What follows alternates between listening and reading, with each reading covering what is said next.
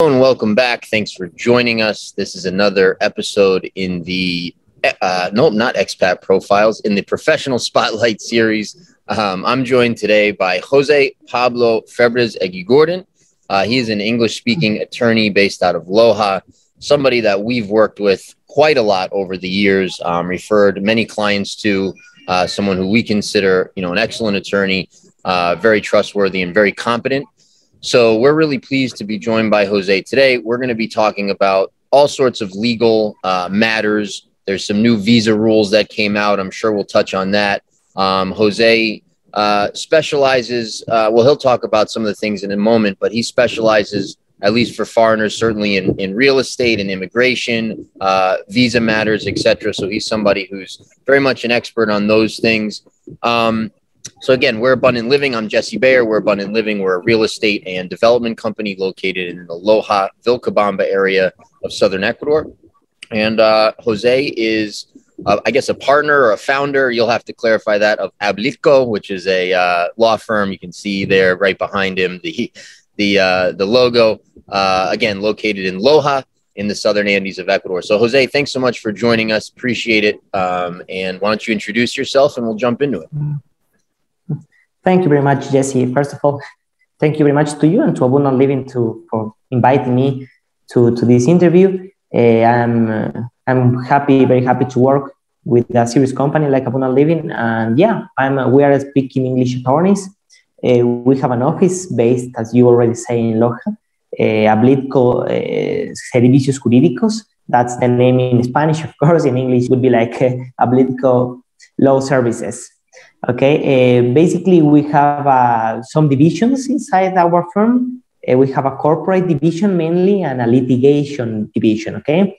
The corporate division is in charge of everything to do regarding companies, regarding private people, okay? And the litigation division that has to do something regarding the court, okay? To go to the courthouse if there is, if it's necessary.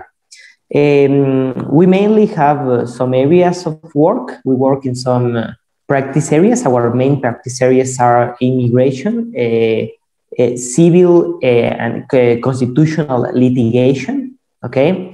And of course, as I told you, everything that has to do something regarding corporate constitutions or corporate law in general, okay? In general. We also do, regarding the civil law, we also do tort law, what you can call tort law, that is also called damages law, okay? If anyone suffers a damage, and real estate law. These are our main fields, and of course, the immigration law. These are our main fields in which we develop our practice, Jesse. Our firm is constituted by 4 partners. I'm one of them, one of the founders of the firm law, and we have paralegals and associates here in the firm too that work with us. Perfect. Thank you for that, Jose.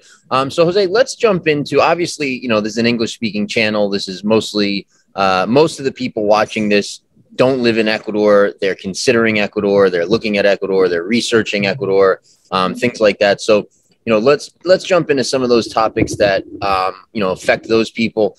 Let's start with visas. So there's been some changes recently. We don't have to get into all of the details of the new laws, but at least sort of generally speaking, what are some of the parameters if I want to move to Ecuador and I'd like to get a residency visa? Yeah, perfect. First of all, Ecuador is one of the perfect places to move because the immigration laws are very flexible, let's say. Of course, people need to be organized before they come to Loja. It's always a good idea to consult to an expert, okay, to know what you need to bring, because most of the people that have problems when they come to Ecuador is because they didn't bring the correct documentation, but that's all. Now, yes, there has been some changes that surprise the whole community, let's say, okay? For example, retirement, they give a big, they raise the amount that is necessary to get a retirement visa. This was one of the main changes. And before it was $425, it was enough. and most of the foreigners have that amount of money. Now, just to clarify, Jose, you're talking about provable monthly income, correct? A provable monthly income, yes, but okay, there is two different things.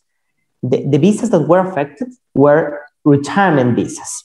Okay, the actual monthly income for a retired person, okay, for example, a social security retired person, now is three basic salaries.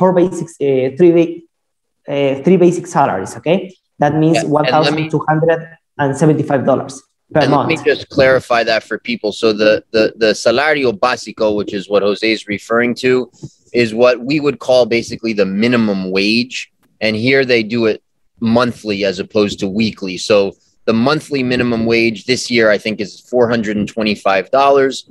And so it's three of those now that they're requiring monthly as provable income to be able to apply for the residency visa for retirees. So I just wanted to clarify that, please. Yes, and that's very important to clarify, only for retired visas, because there are other kind of visas. We have work visas, voluntary visas, we have investment visas, that is the most common ones. That ones doesn't need such amount of money. Of course, you also need to prove that you have an income each month. But really, the Ministry of Foreign Affairs, they don't care if it is a true income or if it's just coming from one account to another. The only thing they want to see in a bank statement is that each month, for other kind of visas, you have a minimum income of 425, even if this income comes from another saving account. Okay, so this is one of the ways to prove that you can actually live in Ecuador. Okay. Perfect. And then let's talk a little bit about some of the other options for getting the residency visa here as well. Yeah, perfect. The first thing I think that it's necessary to understand is that there's two types of residency visas, okay? If you are planning to relocate in Ecuador. The first one is a temporary residency visa, and the second one is a permanent residency visa. In the temporary residency visa, you will be able to stay in Ecuador for 2 years, for 24 months, and you will have the capacity after 21 months. So the temporary residency visa, basically, there is several types, as I told you. Other common types of residency visas are investment visas. You can invest in real estate. That is one of the things that most people do, because you can have a house or you can have a property to build on, and you can also have your visa, and not only for you, you can also have it for your family. The minimum investment for this kind of visas is $42,500. That is the minimum investment, okay?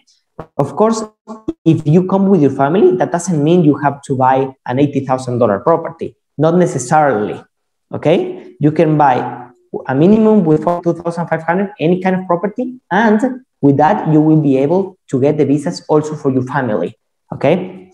Of course, there are other requirements, but yes, this is one of the most common type. Another type of visa is the CD investment visa, that you make a certificate of deposit, or you can even constitute a company if you are planning to work in Ecuador and to do any kind of startup. You can constitute a company, but the minimum are the same, $42,500. That's why probably most of the advice to our clients is buy a property and you can get a residency visa with a property.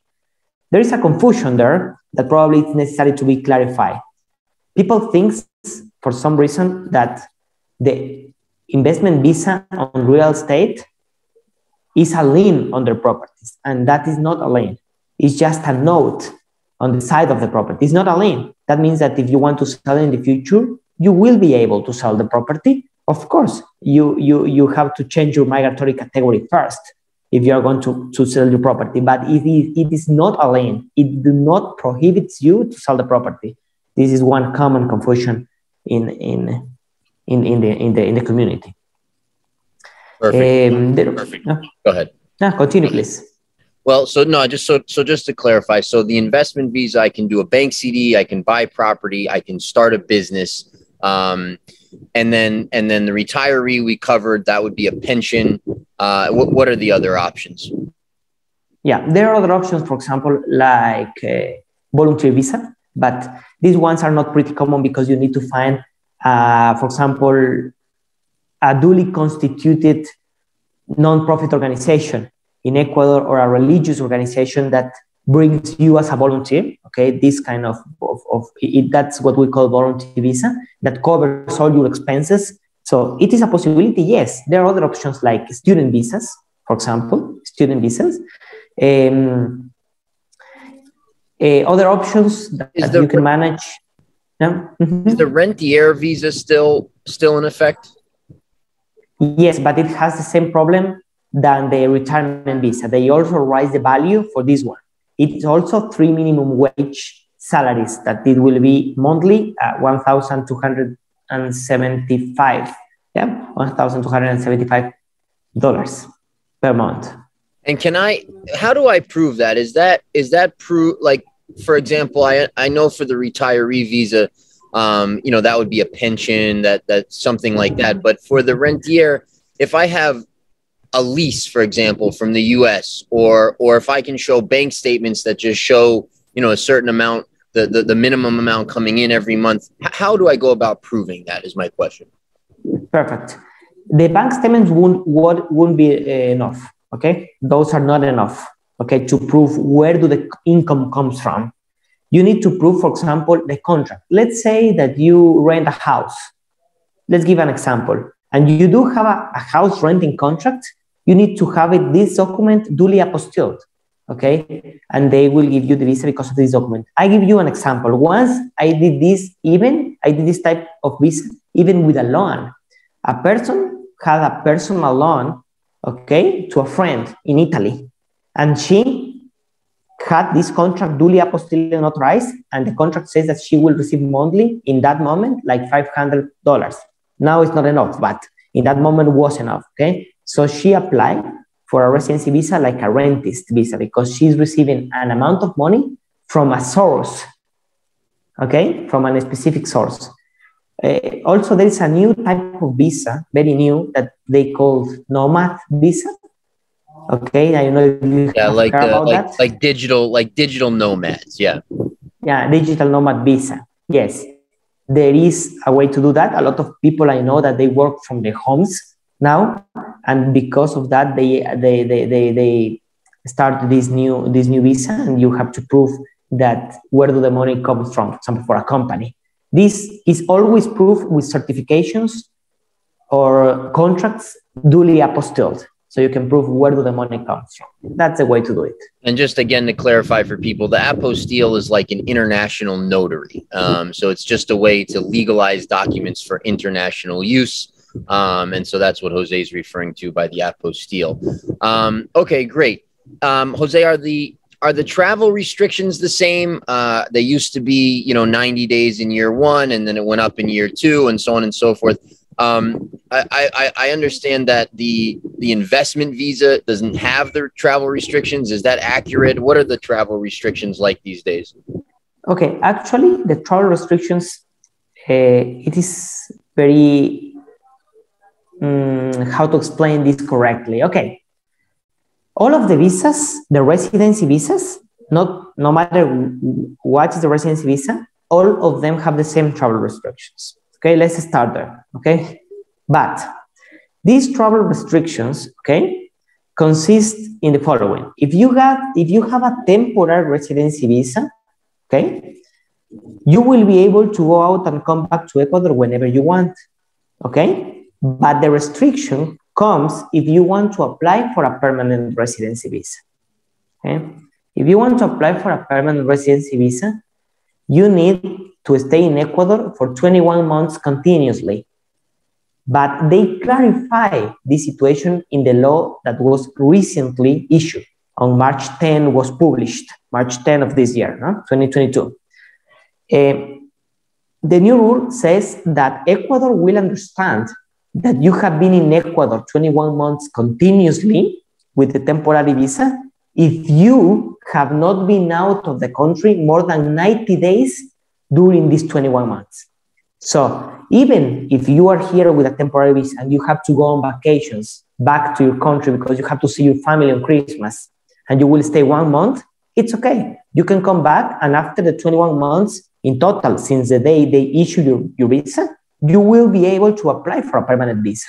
But if you have go out and come back more than 90 days, be out of Ecuador, that's what I'm saying. If you have been out of Ecuador more than 90 days during your temporary residency visa, you won't be able to apply for a permanent visa. And the only option you have is to renew your temporary visa for 2 more years until you accomplish the requirement to be 21 months here, and the maximum is 90 days to go out. I don't know if that was clear. Yeah, no, that's perfect. Okay, excellent. Let's jump in a little bit to business and investing. So let's give a little bit of the legal parameters for doing business as a foreigner in Ecuador. Can I open a company? Can I operate here as a foreigner? Are there restrictions? Even on the real estate too, are there restrictions? Obviously, I know the answers to these, but so you can share the legal perspective. Are there restrictions to what foreigners can and can't do in the country? Can I operate through, a legal entity? Can I open a corporation, for example, or any other legal structure? And then maybe we'll jump into, tax rates a little bit and things like that. Yeah, by international agreements, international agreement of Cartagena, I don't remember the exact number because there is a lot.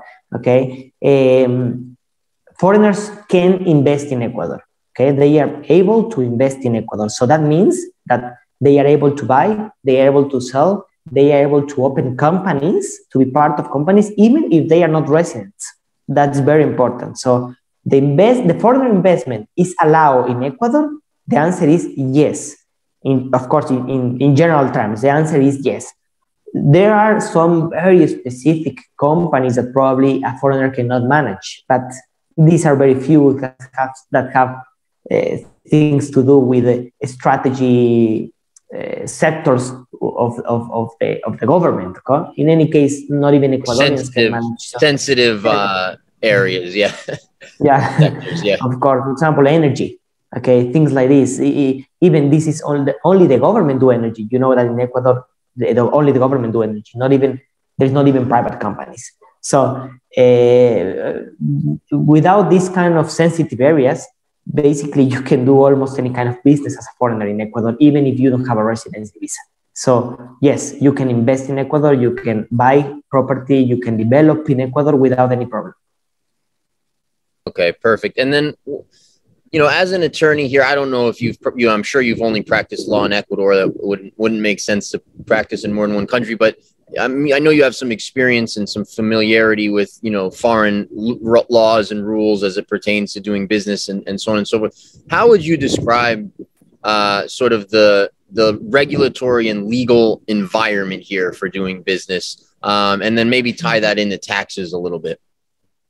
Yeah, okay, I understand. Okay, first of all, I think that Ecuador is a country that is less regulated than others. Okay, from what I've seen in my experience, as you say, I'm not an expert. Okay, but for example, I see that in the US, for example, there is a lot of regulation, a lot of tax regulations, a lot. We have tax regulations, of course. I'm not an expert on that, but we have tax regulation. But I don't think that the tax regulation is so heavy or it's so regulated like in other countries. Okay, so in my opinion, it's easier to invest. Of course, people will need to pay taxes, okay? But there are some ways, depending if you live in Ecuador or if you don't live in Ecuador. So probably you will be able to pay taxes in your country, okay? And you have a partner here that pays taxes in the country, but his taxes, okay? There are ways to manage this and avoid paying overpaid taxes, okay? About overpaid taxes to pay in Ecuador and to pay for example, in the USA. There are ways to do that. Sure. Yeah, that's been my experience as well. Ecuador has a very different tax structure than what I was used to in the US. But at the end of the day, my experience doing business here is that you don't end up paying a high tax rate really in anything you're doing here. it's not, it's not an onerous tax environment, even though when you first look at it, not understanding it, it can seem, the numbers can seem high until you understand the system. And there's all sorts of offsets throughout the system. And it doesn't, I have never experienced a hefty tax bill in any of my ventures here. Okay, great. Other things that probably it's good to say is that the services in Ecuador for starting business or develop things are not like in the US or in other countries. For example, you know that energy here in Ecuador is very cheap. If you compare the amount of a monthly bill of energy or an annual tax, property tax, it's completely different. And you know that, yes, for example, if you have, I don't know, a $100,000 or $200,000 property in Ecuador, you pay annual taxes for that property, $200.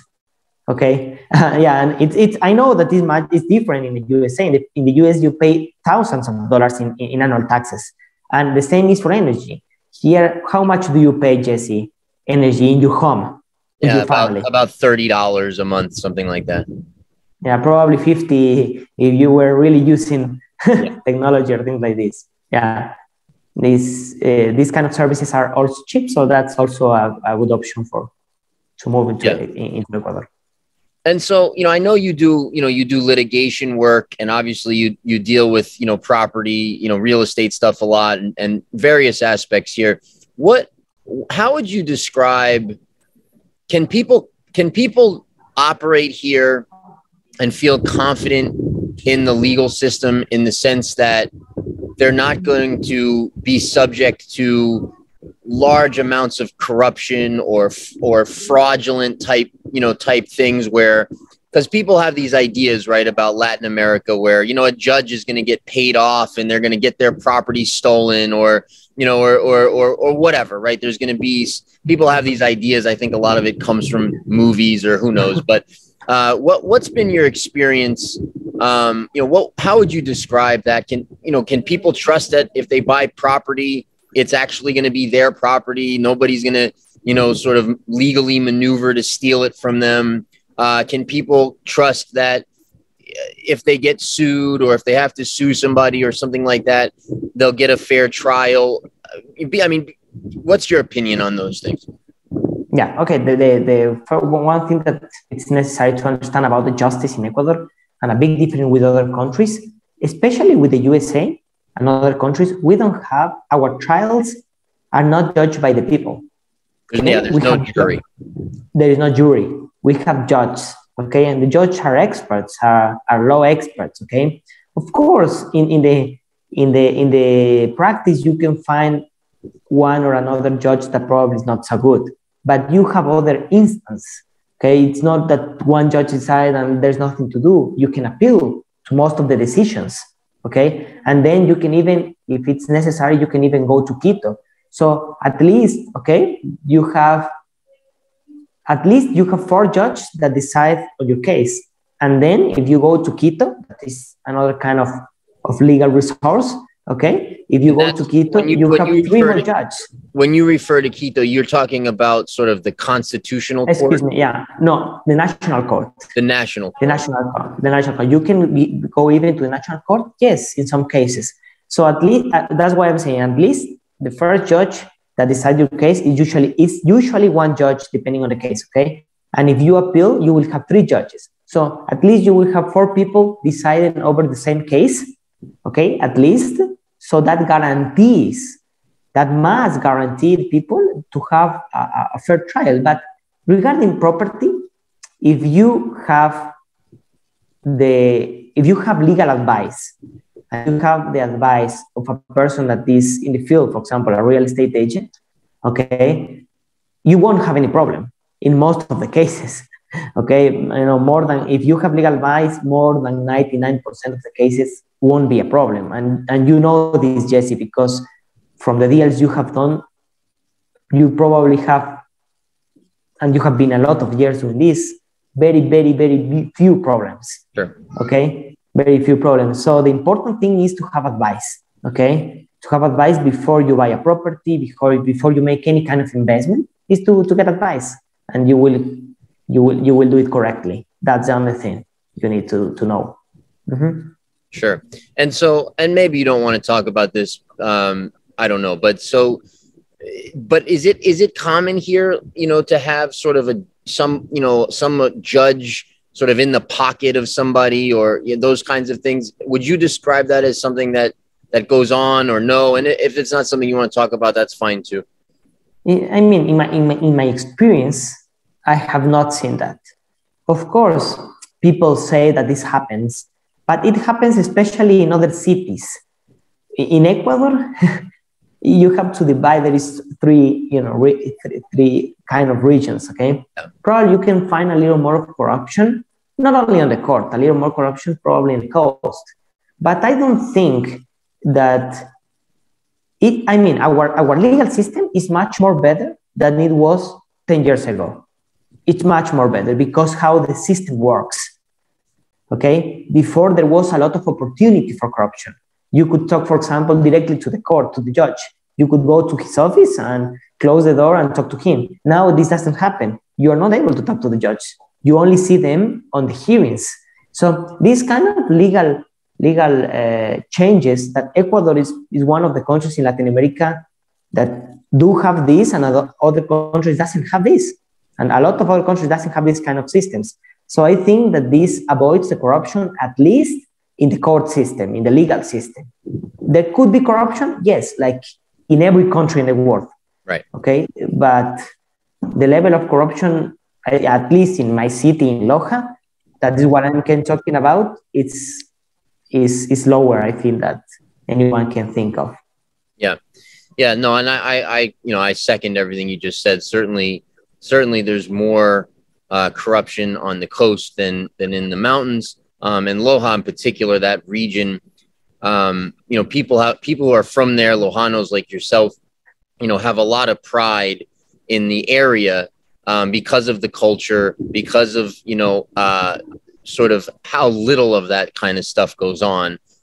People speak Spanish or Castellano very properly, and they're very respectful and formal, and kind of go by the book, and there's very little crime. It's very safe, all those sorts of things. And people from that area, I from my observations, take great pride in their city and the culture and so on and so forth. It's really one of the things I appreciate about Loja and the Loja region.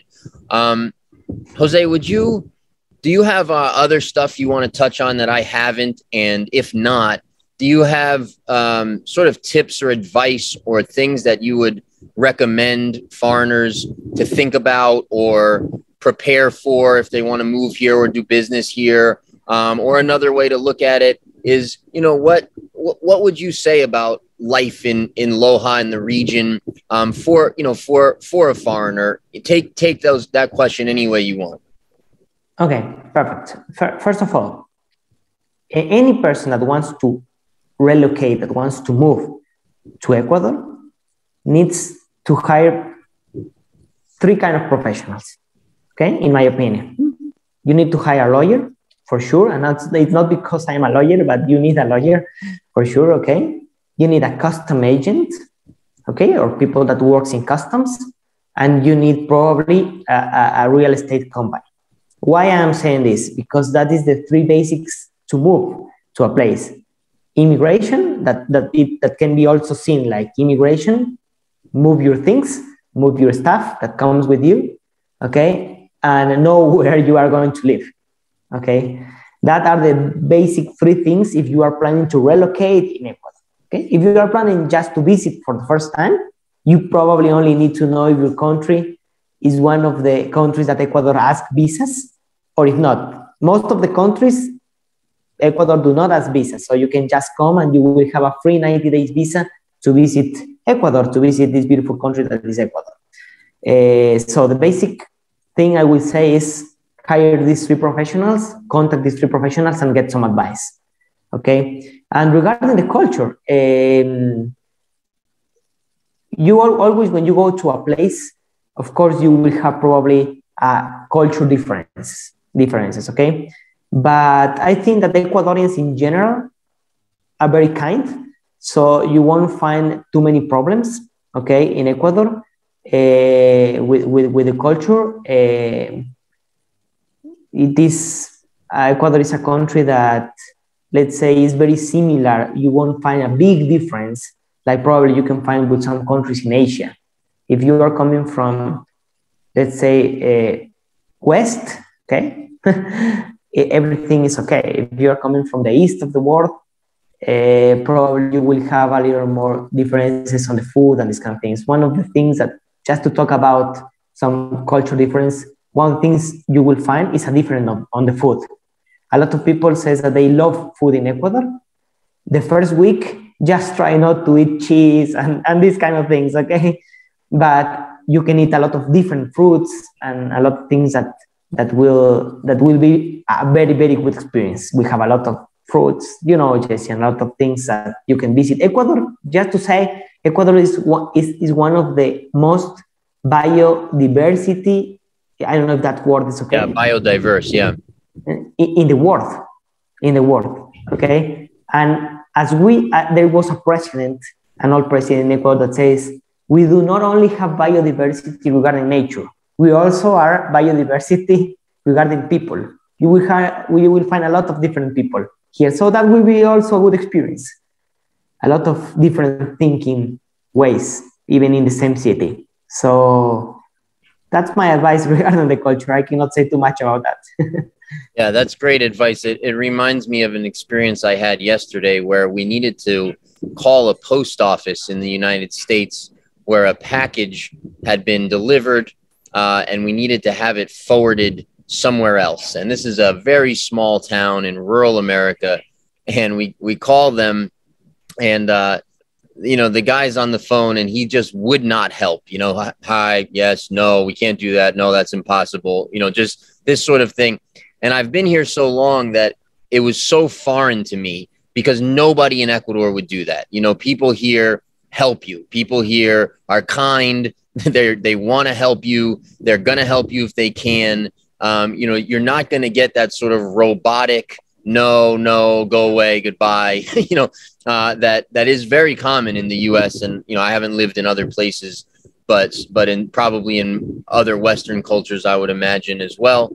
It's very common. And, you know, if I had to give any advice to people moving here in the vein of sort of the cultural stuff, maintain your calm. You know, things are different. Ecuadorians don't appreciate being disrespected or having your voice raised, you know, having other people's voice raised to them and things like that. It's a culture that's very reserved and calm, and they communicate in a, you know, generally speaking, in an understated way. You don't see people shouting at each other here. You know, you don't see sort of open disrespect that is, I think, pretty common in the U.S. and other places, at least in parts of the country. So yeah, in general, I love the culture here, especially in Loja, in that region, where people really, a lot of that traditional, I think is traditional anyway, cultural stuff is still very much intact. Anything else, Jose, before we wrap up that you want to touch on? No. I think that we have touched all the main points in this interview, and I will be very glad to have a new interview, of course, if people is interested, and give advice to anyone that needs it, really, because that's the important thing. Yeah. To help the people. Yeah, no, thank you. So yeah, again, I would say to people, you know, again, we've worked with Jose, I don't know how many years now, but several, on many things. I've always been very, very pleased with the level of professionalism and the attention to detail that Jose and his firm perform. And so, yeah, please feel free. I'm sure we'll pin in the comments or in the description Jose's contact information. So I definitely would recommend him as someone to reach out to if you're looking for legal advice or you need an attorney here in Loja. Other than that, Jose, thank you so much for joining us today. Again, we're Abundant Living Ecuador, a real estate and development company located in the Loja, Vilcabamba region of Southern Ecuador. And thanks everybody for tuning in. Please like, share, subscribe, hit the bell, all that good stuff, and have a great day.